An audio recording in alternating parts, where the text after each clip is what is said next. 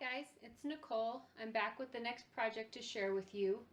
I had to just stop. At some point, you have to just tell yourself, it is finished, you are done, or you obsess over it. So I am finished, and by filming it and listing it, it means I can't obsess over it anymore. So the obsessing is over. This one is close to my heart because he is my ultimate favorite artist ever. And I have a lot of favorite artists. I mean, I love art. It is my shizzle. It's my thing. So I do not say favorite lightly.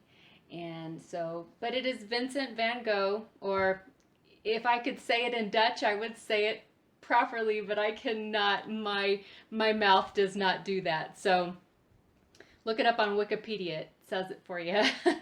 Anyway, so when I took on this project,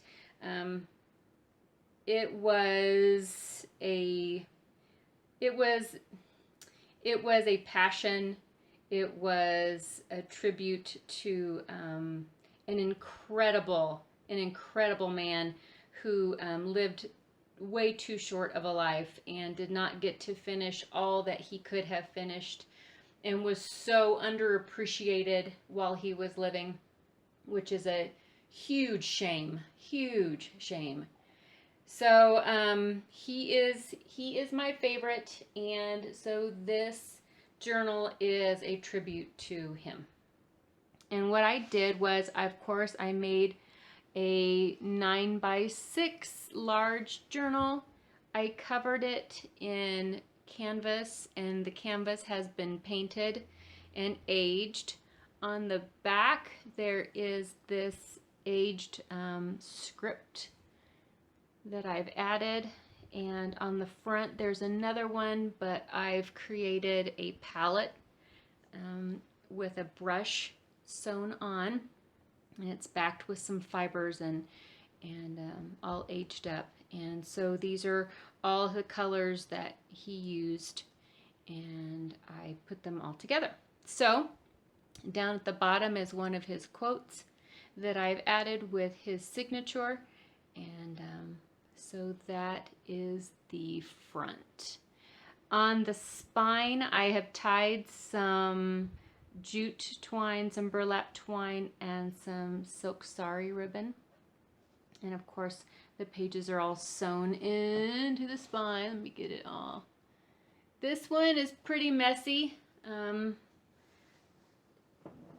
He was, how do I put this? He was plagued with depression, and he called it madness. And so in this book, I have tried to perpetuate what I felt his state of mind would have been. And so, I don't know, it sounds complicated, right? Why do I make it so complicated? Why can't I just make books?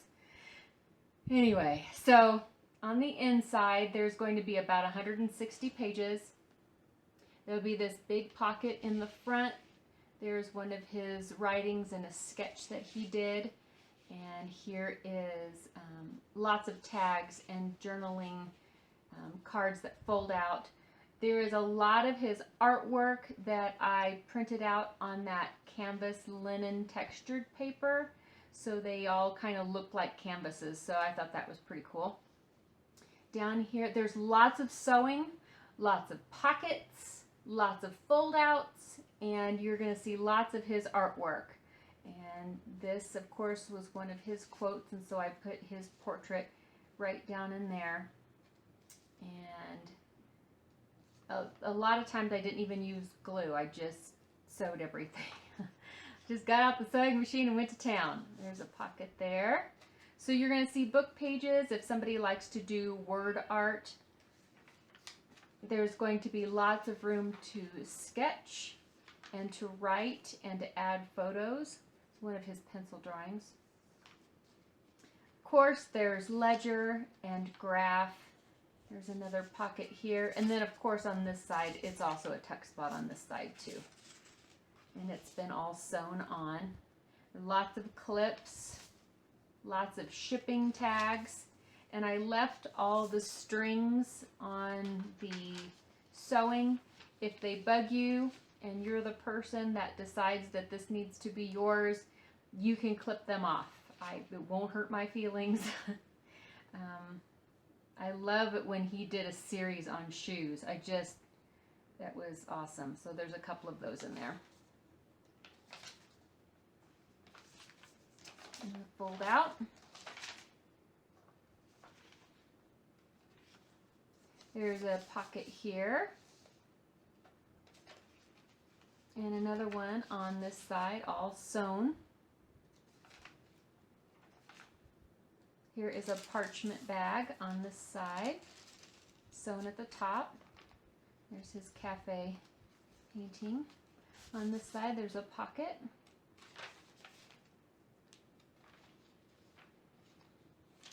Another fold out here.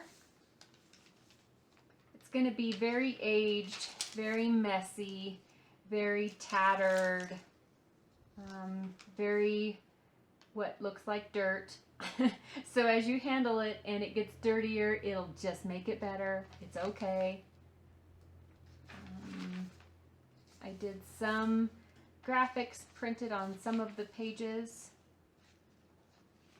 And there's a pocket here. And there's another glassine bag, and this has a dried sunflower in it. Another pocket there. Doesn't have anything in it. Oh, surprise, surprise. You can see all the strings I've left. There's a little tuck spot right there. And a pocket over here on this side. And another one of his paintings. There are a couple of his quotes that I've printed on the pages. And so you'll see those throughout the book. Here's another pocket here on this side, all sewn together.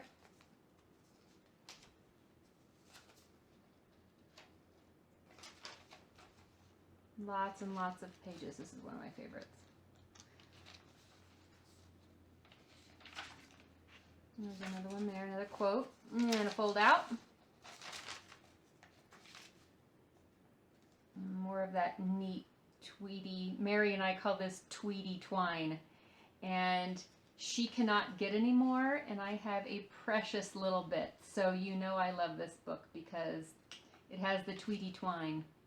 There is an envelope sewn onto this side, so you open it and there's one of his pieces of art, and then I've left the top open so there's a pocket in between the envelope and the page. Full disclaimer, this Starry Night is, well, you'll be able to tell. I painted this. Actually, it was huge. It was like 18 by 24 or 20 by 24. It was a big painting that I did back in 2008. And like a dummy, because I do rash things when I am stressed out. We were moving and I gave it to Goodwill. And I know but it was a piece of artwork that I should have saved for a friend or for my daughter, or just a keepsake. Not that it was wonderful. It's just something that I did. But anyway, I had taken a picture of it. And so I printed it out on this piece of canvas paper. So that one's mine. And you'll be able to tell when you look at the other one, you go, oh yeah, I see the difference. Huge difference. There's a pocket here, and of course the beautiful sunflowers. If you are a Doctor Who fan, you know the importance of this particular painting. Big pocket on this side in this very old sheet music.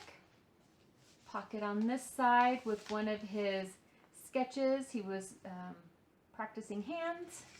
And there is a notebook in here as well. Here's another pair of his shoes. Love it.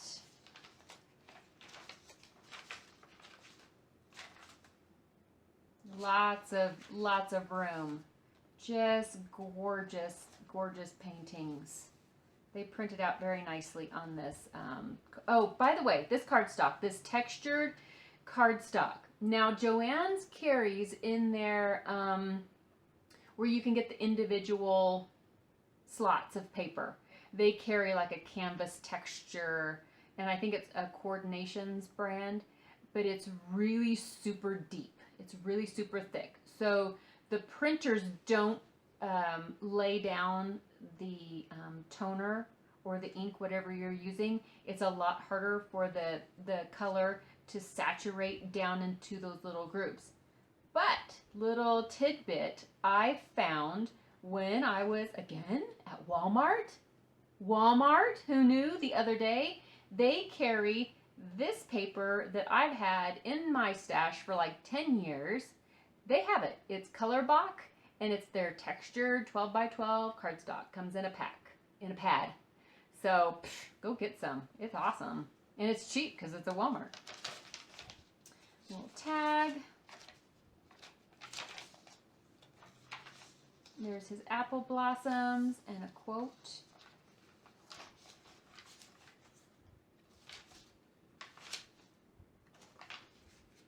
There's the real Starry Night. The incredible wonderfulness that is Starry Night. There is another pocket here. And the drawing that he rendered of Starry Night. And then here is another piece of sheet music, but it's kind of interesting because it has multi-pockets. So there's a pocket here, there's a pocket here, and then this is open too. And then in the back, I've layered in some dried sunflowers just because, well, I'm sure he collected them when he was painting the sunflower painting. So, and there's a pencil drawing that he did of his bedroom that became famous much, much later. Who knew, right? So, this is Van Gogh. I hope you like it. I adore it. This one's kind of hard to part with. I may have to create another one just for me. That may have to happen. But since I know what to do, of course the palette will be different because you can never like recreate a palette in the same way. So anyway, thank you so very much for stopping by and checking out the latest journal. I hope everybody is having a fantastic day, and tomorrow is Friday. Enjoy your weekend.